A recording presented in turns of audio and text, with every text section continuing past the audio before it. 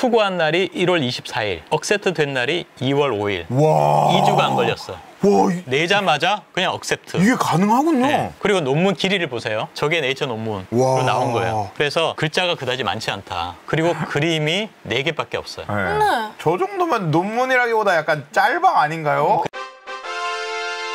인사할 시간도 많습니다. 여러분의 시간을 낭비해드릴 느리지만 쿨한 과학. 랩미팅입니다. 반갑습니다, 교수님들. 반갑습니다.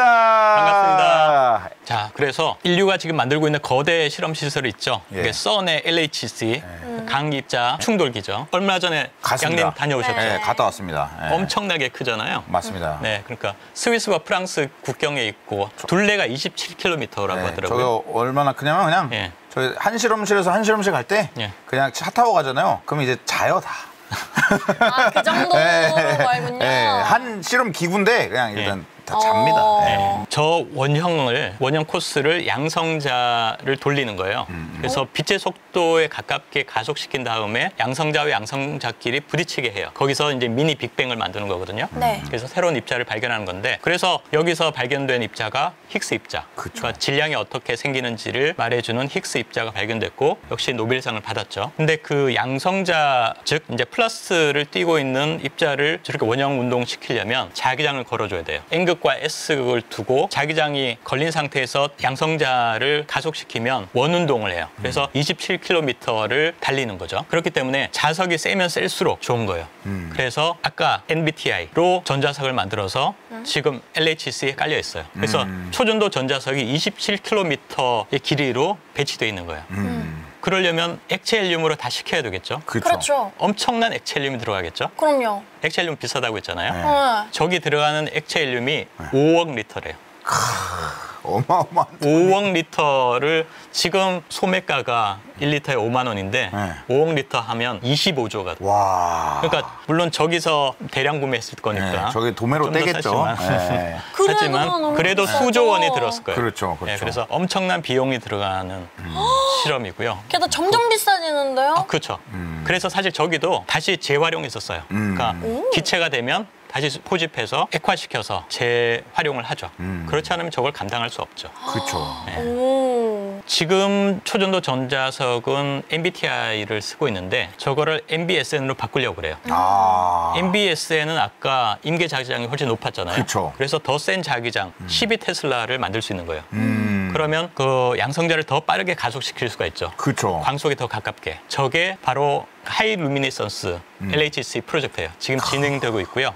하이 루미네선스가 고휘도, 그러니까 밝기가 밝다는 거잖아요. 예. 그래서 그 힉스 입자를 지금보다 5배 더 많이 생산하겠다는 프로젝트예요. 그게 지금 진행 중에 있죠. 더 많은 걸 밝히겠다는 거죠. 네. 오른쪽에 있는 게 국제핵융합 프로젝트죠, 이터. 지금 이렇게 양쪽으로 날개처럼 되어 있는 게 초전도 자석인데 여기에 쓰이는 게 나이비움 tin이에요, NBSN.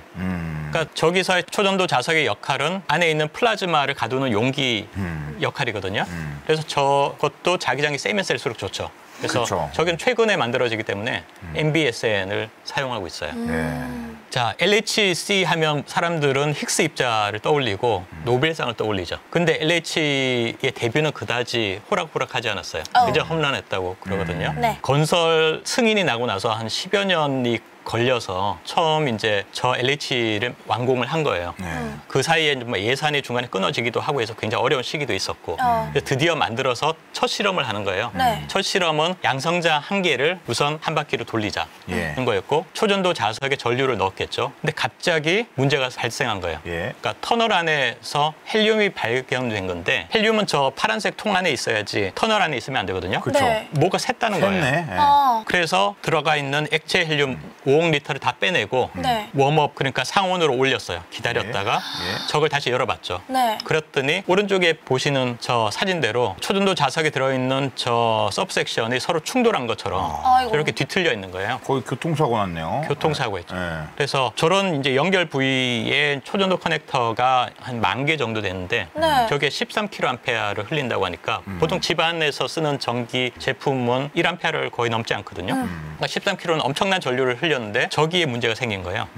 저기에 갑자기 저항이 생겼어요. 누가 이제 연결을 잘못한 거죠. 그래서 퀸치 현상이 생기는데 이렇게 초전도 자석의 일부분이 온도가 올라가서 초전도가 깨지는 현상이에요. 그러면 어떤 게 벌어지냐면 열이 나서 온도가 올라갔죠. 그럼 저항이 생기니까 더 열이 발생하죠. 그러면 주변 초전도도 다시 온도가 올라가죠. 그러면 그게 점점 더 퍼지는 거예요. 순식간에. 그러면 우리가 초전도기 때문에 저 큰 전류를 흘릴 수 있었는데 그게 다 일반 금속이 되면 그게 타버리는 거예요. 그리고 엄청난 열이 나겠죠. 그러면 아까 액체 질소가 기체로 바뀌면서 부패가 1000배가 돼요. 폭탄이 되는 거예요. 그러게요. 네. 그러면 27km LH 시설이 한 번에 뻥 하고 터질 수가 있는 거예요. 와. 그래서 퀸치 현상은 굉장히 초전도 자석 만드는 사람들의 중요한 이슈고 가장 무서워하는 이슈죠. 네. 진짜 무섭네요. 그래서 초전도 자석 개발하시는 분을 괴롭히고 싶다. 그러면 퀸치 문제 해결하셨어요? 퀸치 정말 완벽해요? 뭐 그런 거예요. 할 수 있어요. 하나 배웠어요. 머리를 뜯을 거예요. 거길 양님이 다녀오셨어요. 그러게요. 상상도 못한. 근데 되게 방금 말씀드린 시작이 되게 사소했거든요. 느낌적으로. 그러니까요. 네, 근데 그게 커지고 27km 빵. 나비 와. 효과처럼 부풀어서 터져버렸어요.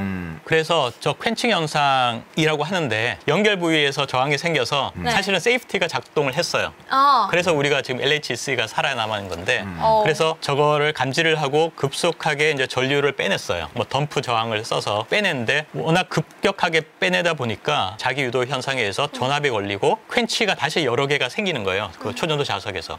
그러면 이제 액체 헬륨이 끓어서 세이프티 밸브를 통해서 일부 나오지만 압력이 급격하게 세지니까 그 연결과 연결된 부위가 진공인데 그쪽으로 밀고 들어간 거예요. 와. 아까 보신 사진이 그 장면이에요.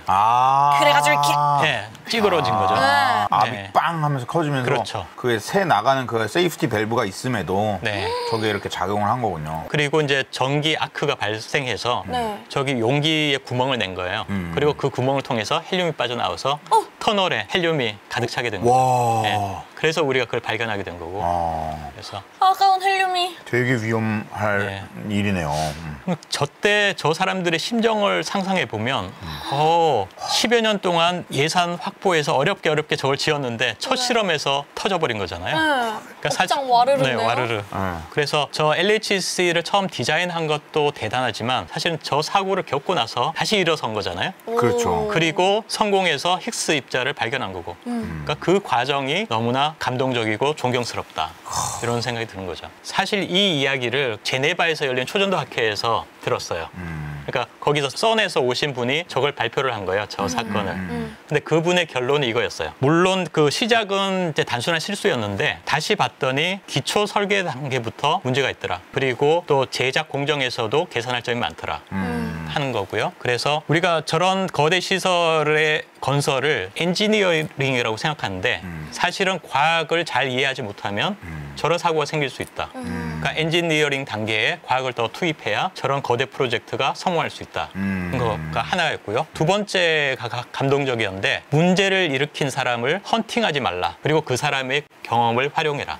라는 거였어요. 그러니까 보통 저런 일이 터지면 이거 누구야? 누가 실수했어? 너 다 저거네. 이러잖아요. 근데 그러지 않고 그 사람이 실수는 했지만 그 사람이 가장 그 부분을 잘 알고 있고 그 사람의 경험을 살린다면 더 큰 좋은 일을 할 수 있다라는 게 저분들의 생각이었던 거죠. 그래서 저 연구자들 그리고 또 저 예산을 만들어줬던 분들 그리고 저 사고가 터졌음에도 계속 지원했던 분들이 사실 다 박수를 받아야 되는 거죠. 그러니까요. 자, 그럼 1980년으로 다시 돌아가 볼까요? 예. 네. 그 전에 모든 초전도체가 30켈빈, 네. 절대 온도 30도를 넘지 못했는데 네. 86년도에 베드노츠와 뮬러가 란타늄 바륨 카파옥사이드에서 더 높은 온도에서 초전도가 되는 것을 발견했어요. 저게 한 처음에 40도에서 발견됐다가 조성을 좀 튜닝을 하고 열 처리를 잘 했더니 45도까지 올라갔거든요. 사람들이 깜짝 놀랐죠. 그쵸. 그러니까 30도가 한계라고 했는데 그걸 뛰어넘는 게 나왔잖아요. 네. 그래서 이 소문이 굉장히 빨리 퍼져서 이분들은 이제 스위스에 있었고 이제 미국하고 전 세계가 이제 난리가 났죠. 그래서 저걸 만들어야 된다. 그리고 란타늄 들어간 게 초전도가 되면 란타늄 계열에 있는 이트륨을 넣어보면 어떨까. 그래서 미국의 폴츠 박사님이 이트륨을 넣은 거예요. 그랬더니 50도가 올라갔어요. 와. 초전도 임계 온도가. 점프를 한 거죠. 50도 진짜 어마어마합니다. 그래서 그게 바로 YBCO. 우리가 아까 우리 실험한 아까 거죠. 실험했던 그 실온 거예요. 그래서 영하로 마이너스 180도에서 초전도가 되는 고온 초전도체가 나왔고 그 이후로도 비스무스 계열은 더 높고요. 그리고 수은 계열은 더 높아요. 그래서 절대 온도 135도까지 높아졌어요. 그래서 지금 논문으로 낸 게 86년도 11월인데 그 다음 초전도체가 87년 2월에 나왔어요. 예. 3달 만에 나온 거예요. 새로운 초전도가. 3달 만에 50도를 올린 거예요. 그러니까 저 사람들이 얼마나 여러 원소를 바꿔가면서 실험을 하고 조성을 바꿔보고 또 온도 조건을 바꿔가면서 실험을 했겠어요. 그러니까 저거를 이제 퍼니스라는 데서 이제 섞어서 굽는데 여러 개의 퍼니스를 한꺼번에 돌리는 거예요. 그래서 여러 개 조성을 만들어서 퍼니스 한 개마다 다 넣고 그 온도 조건을 바꿔가면서 테스트를 하는 거죠. 그 중에 한 개를 찾아낸 게 YBCO인 거죠. 네. 새로운 시대가 열린 거죠. 그래서 이제 더 이상 액체 헬륨이 필요 없는 거예요. 액체 질소만으로도 충분히 초전도가 되는 걸 발견했다. 그러면 이걸로 초전도 전선을 만들고 초전도 자석을 만들면 대박이겠네? 네. 그런 생각을 했죠. 그렇죠. 자, 아까 YBCO 나온 게 2월이었죠. 그 다음 달이 미국 물리학회 마치 미팅이 있는데요. 네. 엄청난 사람들이 여기 몰렸어요. 저때 핫했겠네. 예, 저 사진 보시면 아시겠지만 초전도 분야뿐만 아니라 여러 분야의 과학자들 또 오고 방송사 직원, 뭐 기자들이 다 몰려들었죠. 그래서 너무 학회장이 붐벼서 사람들은 거기 다 못 들어가서 복도에 앉아서 폐쇄회로 TV로 봤대요. 그 학회 발표를. 네네. 그래서 오른쪽 위에 있는 사진에 네. 앉아 계신 왼쪽 분이 베드노츠 뮬러의 뮬러, 처음 고온 초전도체를 발견하신 분. 네. 그리고 서 있는 분이 폴출하고 YBCO를 발견하신 분이에요. 이분. 그래서 이분들이 발표를 하고 이 외에도 수많은 발표가 있었다고 그래요. 그러니까 수많은 사람들이 여기에 뛰어든 거죠. 그래서 새로운 초전도체 그리고 새로운 형태의 초전도체, 그러니까 뭐 선으로 만든다든가 아니면 어떤 방막으로 해서 소자를 만들 수 있는 시료를 만든다든가 그런 것들이 이루어졌죠. 그래서 사람들이 많은 증거를 수집했어요. 그래서 많은 것을 알아냈고요. 그래서 고온 초전도체에서는 산화구리층이 중요하다. 거기서 모든 초전도 현상이 일어난다. 그런 거고요. 그리고 아까 이제 격자 진동에 의한 상호작용은 뭐 X, Y, Z 어느 방향으로든 거의 일정한데 이거는 평면에서만 그 상호작용이 일어나고 그것도 저 두 번째 그림처럼 한쪽 방향, X축 방향과 Y축 방향 네. 저 방향에서만 상호작용이 있고 저것도 부호가 바뀌어요. 플러스 마이너스 그런 것도 발견하고 또 이것을 어떤 이론을 써야 잘 풀릴 수 있는지 또 제시가 되고 계속 그렇게 했죠. 하지만 아직 고온 초전도체는 설명되지 않았다. 그게 어떤 말일까요? 그러니까 보통 우리가 뭘 설명했다고 하면 그거 이런 거야 뭐 쌍을 이뤄서 이렇게 흐르는데 어디 부딪혀도 저항을 느끼지 않고 그냥 가는 게 그게 초전도야. 네. 라고 하지만 네. 그건 초전도를 설명한 게 아니거든요. 그거는 그냥 어렴풋한 모습을 보여주는 거고 그래, 어렴풋한. 겉모습을 보여주는 거고 물리학에서 무엇을 설명했다는 거는 수학적인 전개를 통해서 모든 현상을 완벽하게 설명할 수 있으면 그때서야 설명되었다라고 하는 네. 거예요. 네. 수학적으로. 그렇기 때문에 네, 우리가 뭐 저런 것들을 정보들을 얻고 뭐 이론들을 몇 개를 냈다고 해서 풀렸다고 얘기하지 않죠. 그래서 그게 얼마나 어려운 작업인가를 보시려면 이게 초전도의 페이즈 다이어그램 산 그림이에요. 네. 그래서 X축은 전자를 하나씩 빼내는 그런 방향으로 가는 거고 네. Y축은 온도예요. 그래서 초록색 언덕처럼 된 부분이 초전도 영역인데 저기서 이제 온도를 올리면 초전도가 깨지겠죠. 그런데 초전도를 깨지고 나서 일반 금속처럼 되지 않고 저기 스트레인지 메탈이라고 이상한 금속의 성격을 띠는 거예요. 그리고 전자를 빼내지 않고 다 채워 넣으면 그러면 저기 X축에서 0이 되는 건데 저기서는 자성 물질이 돼요. 반강자성이라고 해서 스핀이 업 다운 이렇게 배열하는 네. 게 되는 거예요. 그러니까 그 물질에 전자를 빼느냐 넣느냐에 따라서 다른 물질이 되고 또 온도를 올렸더니 또 다른 성질이 나타나고 그러니까 굉장히 복잡한 거죠. 그러니까 이 모든 거를 하나의 방정식으로 설명할 수 있어야 그래서야 풀린 거다라는 거죠. 그렇기 때문에 천재들이 도전했지만 아직 풀지 못했다고 한다는 거죠. 그래서 마치 이게 그런 거죠. 우리가 저온 초전도체에서 10,000 피스 퍼즐을 풀었어. 그랬더니 100,000 피스짜리 선물 받은 거예요.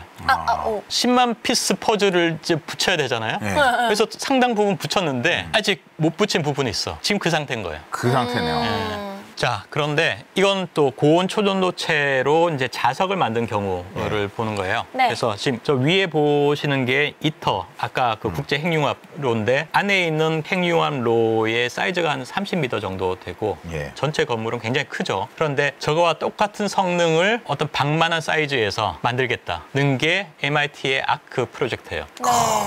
근데 어떻게 하느냐? 고온 초전도 자석을 개발하겠다. 그래서 굉장히 센 자석을 만들어서 사이즈를 줄이겠다. 그러니까 그 핵융합로의 성능이 자기장의 그 크기를 곱한 양에 비례한대요. 그래서 자기장이 10배 세지면 크기는 10배 줄어들어도 되는 거예요. 그러네요. 그렇기 때문에 높은 자기장을 내는 자석을 만든다는 거는 핵융합로를 작게 만들 수 있다는 거죠. 자기장을 엄청 높이면 아이언맨 가슴에 이렇게 그렇죠. 데리고 다니는 거잖아요. 그게 핵융합로니까. 그러니까요. 네. 그렇게 되는 거잖아요. 예. 아. 동화 같은 이야기를 네. 들려드리려고 하는데요. 예. 네. 그러니까 학부생이 발견한 새로운 초전도체.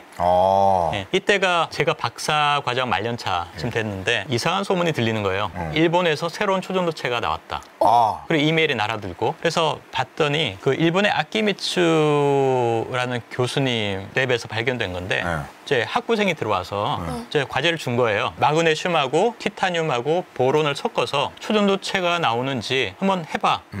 어디서 나올지는 몰라. 그거 시킨 거예요. 근데 일단 그 레퍼런스가 필요하니까 마그네슘과 보론만 섞어가지고 MgB2를 만들어서 일단 재고 그리고 티타늄을 섞어가지고 초전도가 나오는지 봐. 그런 거예요. 그래서 MgB2를 만들어서 온도를 낮췄겠죠. 근데 갑자기 38도에서 저항이 사라진 거예요.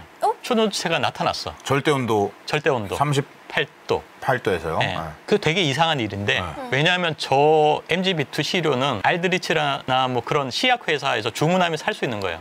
만들어진 지 몇십 년 지난 거예요. 네. 그런데 아무도 초전도인지를 확인을 안 한 거예요. 그래서 발견을 못 한 거예요. 심지어 저 MgB2를 처음 만들었던 분이 메시아스라고 대가인데 메시아스 상도 있는데 그분이 MgB2를 만들고 비슷한 계열을 만들었는데 다른 것들은 다 초전도를 확인했는데 쟤만 안 한 거예요. 와. 근데 그거를 일본의 학부생이 발견한 거예요.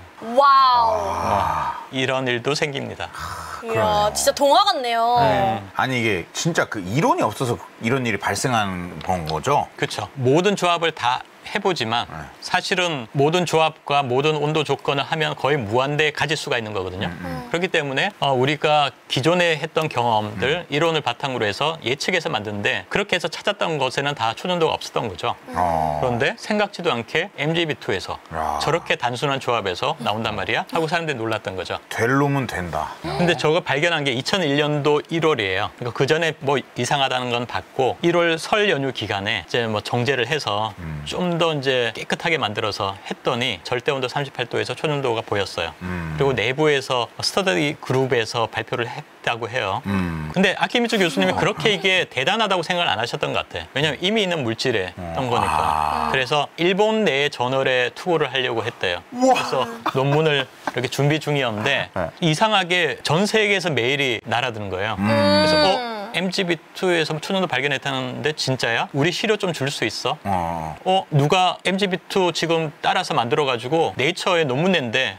그런 소문이 들리는 거예요. 오, 안 돼, 안 돼. 그러면 안 되니까 그래서 아키미츠 교수님이 일본 저널에 낼 거를 네이처에 내요. 그게 2001년 1월이에요. 이게 바로 그 네이처 논문이에요. 그러니까 왼쪽에 보시면 투고한 날이 1월 24일, 억셉트 된 날이 2월 5일. 와. 2주가 안 걸렸어. 와, 내자마자 그냥 억셉트. 이게 가능하군요. 네. 그리고 논문 길이를 보세요. 한 페이지가 조금 넘어요. 지금 왼쪽에 두꺼운 글씨로 있는 네. 슈퍼컨덕티비티 뭐 39 켈빈 저기부터 논문 시작이고 오른쪽 페이지가 끝이에요. 저게 네이처 논문으로 와. 나온 거예요. 그래서 글자가 그다지 많지 않다. 그리고 그림이 4개밖에 없어요. 네. 저 정도면 논문이라기보다 약간 짤방 아닌가요? 그쵸. 이야, 보통- 짤방인데 2주 만에 네이처 갔어요. 프로시딩 초록을 써도 한 4페이지는 쓰거든요. 그러니까요. 그러니까 아마 가장 짧은 네이처 논문이 아닐까 와. 싶은데 쇼츠네 진짜. 네. 논문 쇼츠. 그림 보면 첫 번째가 엑스레이 찍어서 구조 보여주는 거 네. 항상 하는 거 그리고 MgB2가 어떻게 생겼는지 그림 그리고 오른쪽 위에가 마이스너 효과 측정한 거 그 마지막이 전기저항이 0이 되는 거 이것밖에 없는 거예요. 그냥 깔끔하게 네. 딱 보여준 거죠, 깔끔하게. 그리고 저항이 0이 되는 걸 설명하는 문장은 뭐 2-3 줄밖에 안 돼. 38도에서 0이 되었다. 그러니까 뭔가 강력한 진실은 길게 설명할 필요가 없는 거예요. 그렇죠. 저때 그 논문 투고하면 논문 심사를 하잖아요. 심사위원회 리뷰 코멘트가 굉장히 재밌었어요. 네이처가 운이 참 좋다. 와. 저자들이 일본 저널에 낼 수도 있었다. 보통 이제 좋은 논문을 내면 코멘트는 네이처에 실릴 만큼 훌륭한 일이다 정도 쓰는데 네. 저기는 오히려 네이처가 고마워해야 된다. 그렇지. 네이처가 운이 좋다. 사이언스에 낼 수도 있었고 그렇지. 했는데 네이처에 냈다는 거죠. 재밌는 저게 네이처에 실린 게 2001년 2월이잖아요. 네. 다음 3월은 미국 물리학회 마치 미팅 있죠. 네. 여기서 또 난리가 났죠. 그래서 특별 세션이 열렸어요. MGB2. 저녁 세션이었는데 8시부터 시작해서 있었는데 첫 발표는 물론 아키미츠 교수님 이 초청 발표를 하시고 네. 그 다음이 발표자가 80명. 80명이 발표해야 되니까 짧게 해야 되잖아요. 네. 아니 물리버스터인가요 무슨? 와. 2분 발표, 네. 1분 질의응답. 와. 쇼츠네. 미국의 아무리 유명한 교수님도 진짜 인사할 시간도 없네. 2분 잘했네요. 발표하고 네. 1분 질의응답하고 들어가야 되는 거예요. 그렇게 발표를 했는데도 네. 저게 12시를 넘겼다고 그래요. 그래서 와. 이 이야기를 네이처가 다루면서 시애틀의 잠 못 이룬 밤, Sleepless in Seattle이라고 제목을 달았어요. 그게 사실은 원래 영화 제목이잖아요. 그 제목을 쓴 거예요. 이런 일들이 있었고 네이처에서 이제 초전도 시료 제작 분야에서 가장 유명한 두 사람을 인터뷰를 했어요. 그래서 위에 있는 분이 아이오와 대학의 캔필드인데 그 초전도 그 MGB2에서 나왔다는 소식을 듣고 네. 2달간 하루 16시간을 일했고 근데 그게 너무 좋았다는 거예요. 너무 신나고 그리고 밑에 있는 분이 프린스턴의 카바인데 거의 그 초전도 시료 제작의 가장 대가 하신 분인데 그분이 이제 학생들한테 그러셨대요. 이거 인생에 단 한 번 올지 안 올지 모르는 기회야. 네 인생이 걸렸다고 생각하고 연구해. 그리고 저분이 MGB2 발견되고 나서 얼마 안 돼서 네이처에 논문을 내요. MGB2잖아요. 그 마그네슘에 알루미늄을 조금씩 섞어가면서 초전도 온도가 어떻게 되는지 초전도가 사라졌대요. 그러니까 뭔가 알루미늄이 그런 역할을 하는 거죠. 네, 사실 네. 기대를 하기에는 올라가길 바랬는데 네. 떨어졌는데 그것도 네이처 논문이 되는 거예요. 최초기 때문에. 그렇죠. 그리고 이 초전도에 대한 뭔가 비밀을 알려줄 단서가 되기 때문에 그게 네이처에 실릴 수 있는 거예요. 안 된 것도 네이처. 그렇죠. 네. 와. 좋은 연구는 안 되더라도 네이처 그쵸. 될 수 있다. 그러면 한국에서는 가만히 있었을까요?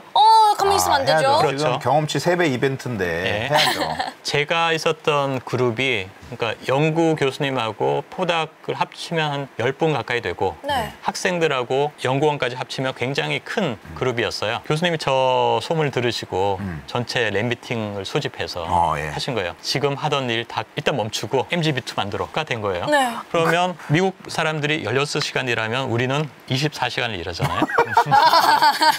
어떻게 돌아갔냐면 거의 뭐 2교대, 3교대 하면서 24시간을 돌아간 거죠. 그래서 몇 사람은 MGB2 방막을 만들고 저는 단결정 만드는 일을 했어요. 네.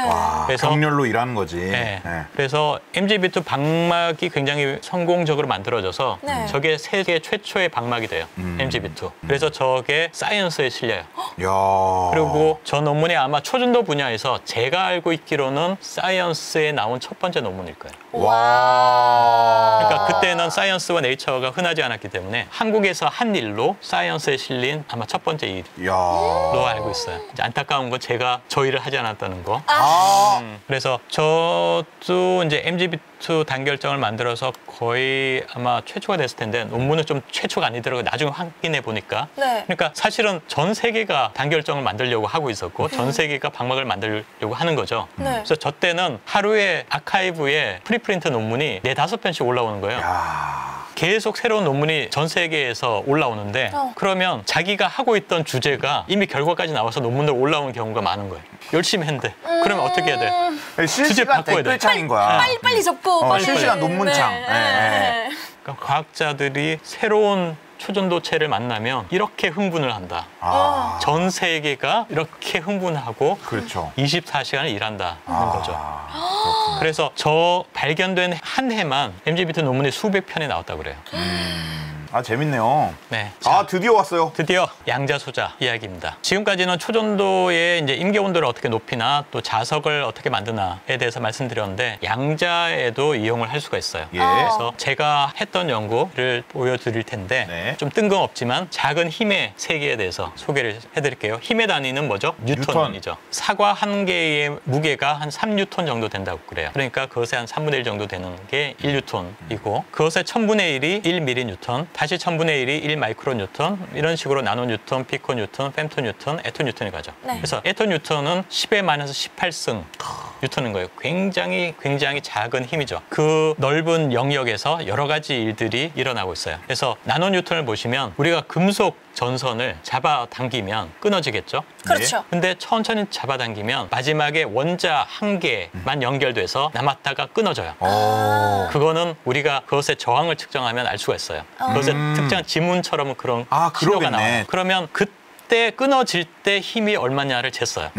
그게 1나노뉴턴이에요. 아, 그렇군요. 그래서 1나노뉴턴이 그렇게 작은 힘이다 네. 하는 거고 그것에 이제 100분의 1, 1000분의 1 작아지면 피코뉴턴 영역인데 이게 어느 정도 힘이냐 하면 그러니까 단백질이 꼬여 있잖아요. 단백질을 쭉 잡아당겨서 펼 때 드는 힘이 10피코뉴턴에서 100피코뉴턴 정도 돼요. 이야. 그리고 DNA가 이중 나선으로 돼 있잖아요. 네. 그거를 마치 지퍼처럼 이렇게 잡고 쭉 잡아당겨서 네. 뜯어요. 그때 힘이 피코뉴턴 정도 돼요. 10피코뉴턴. 그렇기 때문에 저런 재미있는 현상들이 작은 힘의 스케일에서 나타난다는 거고요. 왜 잡아당기느냐고 나오는데 잡아당기면 이것이 이제 단백질을 형성할 때 자유에너지, 프리에너지를 네. 계산할 수 있어요. 왜냐하면 힘에다가 거리를 곱하면 에너지가 되잖아요.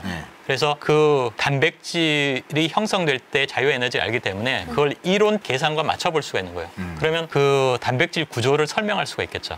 자, 그런 식으로 이용을 하는 거예요. 일단 당기고 보는 겁니다. 그래서 사람들이 정확하게 측정하려면 눈금이 필요하니까 네. 눈금을 만들려고 했어요. 근데 아직 확립된 눈금은 없어요.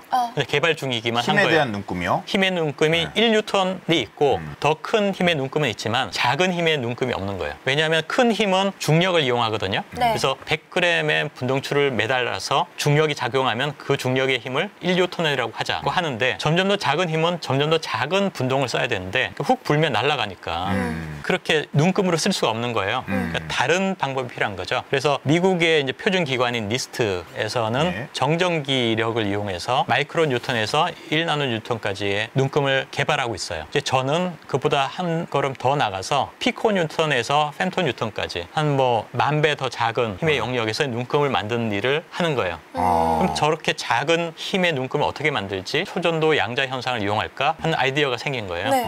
아까 영구 전류 설명할 때 초전도체를 링 모양으로 만들어서 한다고 했잖아요. 저거를 굉장히 작게 만드는 거예요. 수십 마이크로미터, 수 마이크로미터 크기로. 그러면 저기를 통과하는 자기장이 양자화가 돼요. 그래서 연속적인 값이 아니라 최소 단위가 있고 최소 단위의 정수배로 들어가는 거예요. 그러면 일종의 작은 자석인데 우리가 양자수를 바꿀 수가 있어요. 0, 1, 2, 3. 그러면 세기가 정수배로 늘어나는 거고 네. 네. 그러면 외부 자기장을 걸어주면 힘이 발생할 텐데 그 자기력도 양자화될 거다 하는 게 아이디어인 거예요. 저 초전도 링 오른쪽 위에 보시면 2마이크로미터 바가 있죠. 네. 그러니까 우리가 머리 두께가 100마이크로미터니까 어. 2마이크로미터가 얼마나 작은지를 네. 상상할 수 있잖아요. 그 크기만한 이제 링을 만든 거예요. 그리고 굉장히 소프트한 그 스프링 위에다가 올려놓고 자속 양자를 업로드를 하는 거예요. 1개, 2개, 3개. 와, 그렇게 할 수 있어요? 했죠.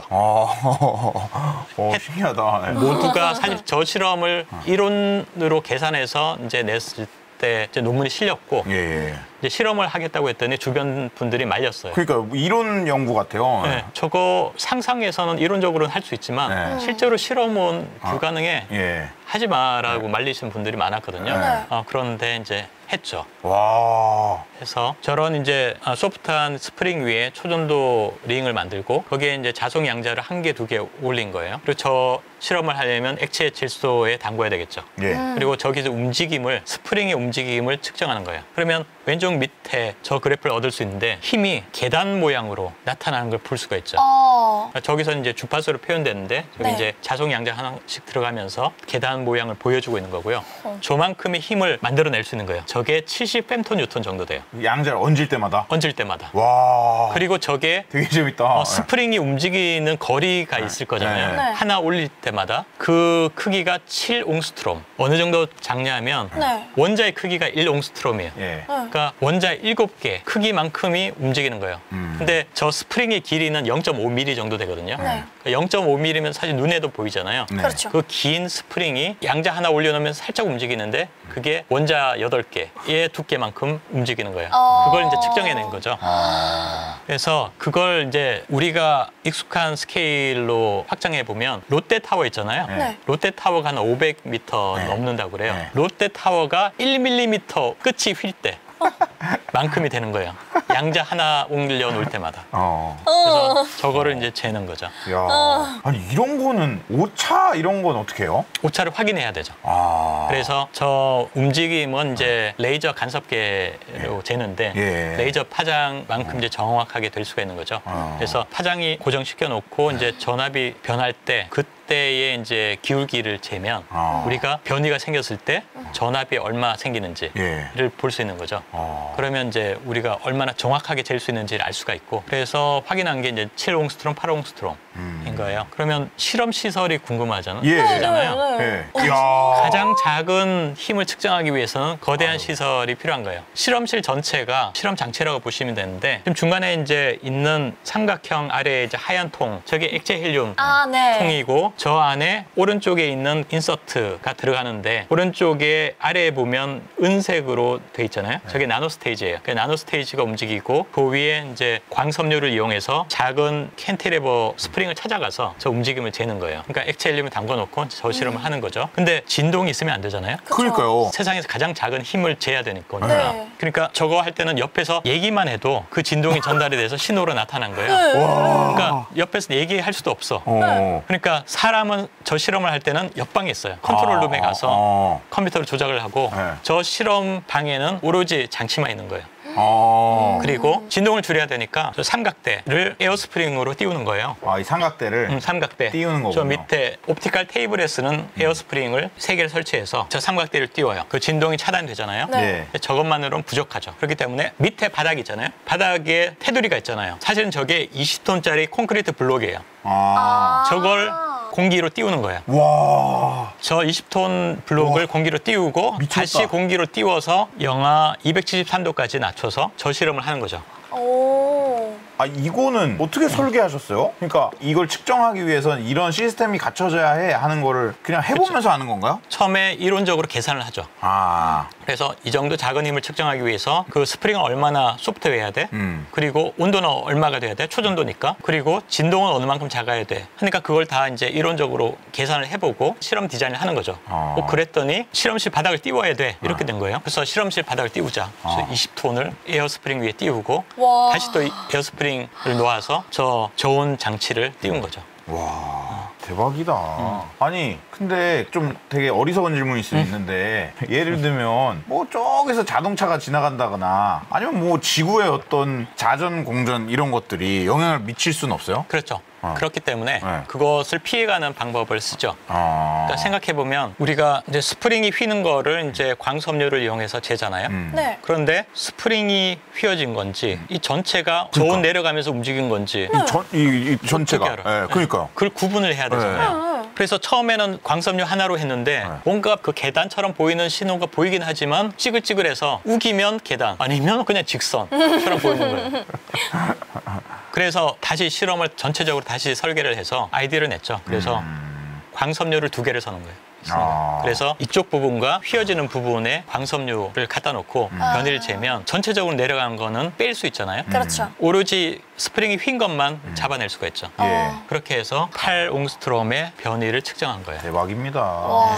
표준연에서 같이 하신 거죠? 여러 과학자분들과. 저와 이제 학생들, 학생분들. 예, 그 포닥들이 한 거죠. 예. 자, 이제 그 초전도 양자 소자에서 가장 유명하고 가장 대표적인 소자를 소개할게요. 조셉슨 소자인데요. 오른쪽에 계신 분이 이제 조셉슨이란 분이고 예. 대학원 때 계산을 해요. 그래서 초전도의 거시 양자 현상이 일어날 거다. 네. 그 예측을 해요. 그러니까 거시란 말은 크다는 뜻이잖아요. 보통 양자 역학은 원자를 설명하는 미시세계죠. 미시세계를 설명하는 거잖아요. 근데 그 안에서는 잘 맞는데 우리가 살고 있는 세상에서는 양자적으로 움직이는 사람은 없잖아요. 그렇죠. 양자적으로 움직이는 고양이도 없잖아요. 그렇죠. 없죠. 그렇기 때문에 그러면 그 중간 어디인가 양자 현상이 나타나거나 깨지는 그 경계가 있잖아요.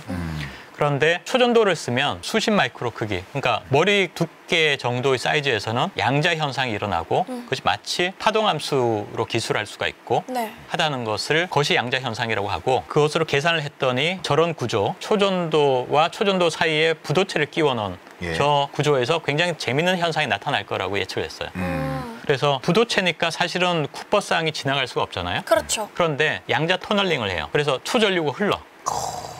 전류가 흐르는 거예요. 그 현상이 하나가 있고 또 AC에서 그러니까 주파수가 있는 데에서 굉장히 특이한 현상인데 전압을 주파수로 바꿔주고 주파수를 전압으로 바꿔주는 특이한 보통은 전압을 전류로 바꾸고 뭐 그런 거잖아요. 뭐 그렇게 하는 건데 전압을 주파수로 바꾸고 주파수를 전압으로 바꾸는 그런 특이한 소자가 나온 거예요. 저기 조셉슨 소자에다가 라디오 주파수 RF파를 걸어요. 기가헤르츠를 걸어주면 전압이 양쪽에 걸리는데 그래프에 보면 이렇게 평평한 곳이 있죠. 네. 평평한 부분이 생기는 거예요. 그리고 저걸 확대하고 확대해도 평평해요. 오. 굉장히 정확하고 일정한 전압이 생기는 거예요. 네.